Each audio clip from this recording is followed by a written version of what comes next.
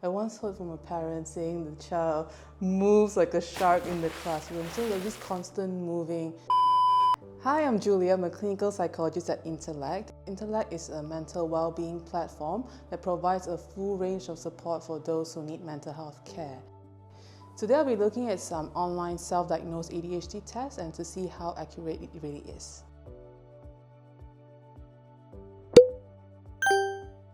Alright, I have my first question here. I often have difficulty getting things in order when I have to do a task that requires organization. I think this has a lot to do with what we call disorganization. And disorganization largely has to do with the cognitive function we call executive function. So this is sort of like being able to plan intentionally, purposefully, and to self-regulate in order to achieve a desired goal. So someone who has challenges in organizing might also come across as not being able to manage their time. They might overestimate or underestimate the time needed to get a certain task done, which might come across as quite disorganized. And also they might have challenges initiating doing the task. There are so many thoughts going on inside, and inside is already quite disorganized and unstructured. And the ability to execute what's internal to an external world, that is actually a classic sign of executive dysfunction. The next question, I often avoid or delay getting started on tasks that require a lot of thought. Okay, I think I'll again break this into two. The first one is avoidance. So task avoidance is a lot to do with maybe the discomfort or distress, anticipating how effortful the task is going to be. And then the second part about delay getting tasks started, that has to do with initiation. It's not just about procrastinating or avoiding. They can't really anticipate the reward that is in a delayed time. So maybe, let's say if you're having a difficult time, you have a lot of things going on, then you procrastinate. Yeah, that is very typical in the population. I do that, you probably do that, most people do that.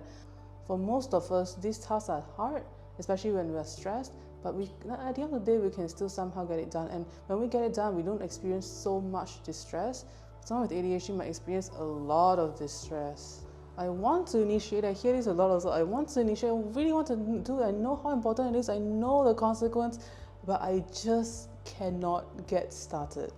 Alright, moving on. I often fidget or squirm with my hands or feet when I have to sit down for a long time. Okay, this has to do with restlessness and probably what we call hyperactivity or psychomotor agitation. And I usually hear either parents or adults saying like they never complain about feeling tired. They seem to have endless energy. It goes beyond just motor actually. I think it also has to do with mental hyperactivity, so racing thoughts. Restlessness can also come across as some anxiety symptoms. For someone with ADHD, they might not necessarily worry. Someone with anxiety, it has a flavor of worrying.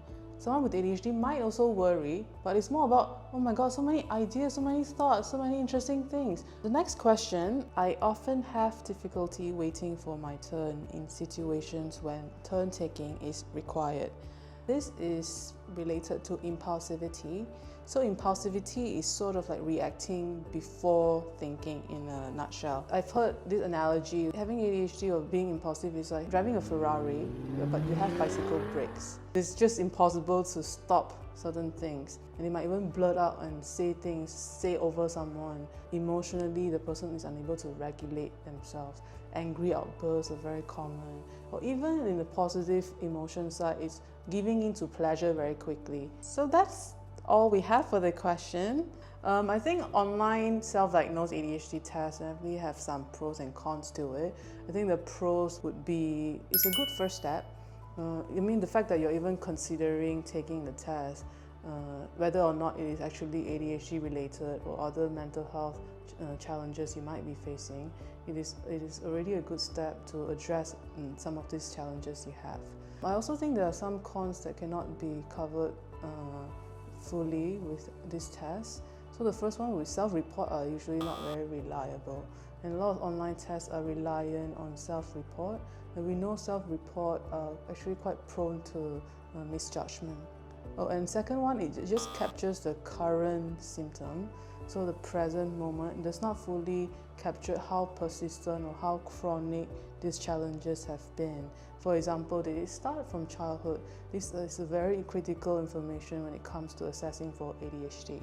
If you can relate to some of the things that we talk about today, and you also experience persistent distress related to either inattention and or also related to hyperactivity or impulsivity, can be helpful to seek some professional consultation, either with a psychologist or a psychiatrist. That's all we have for today. If you have any questions or suggestions, drop us on our socials below.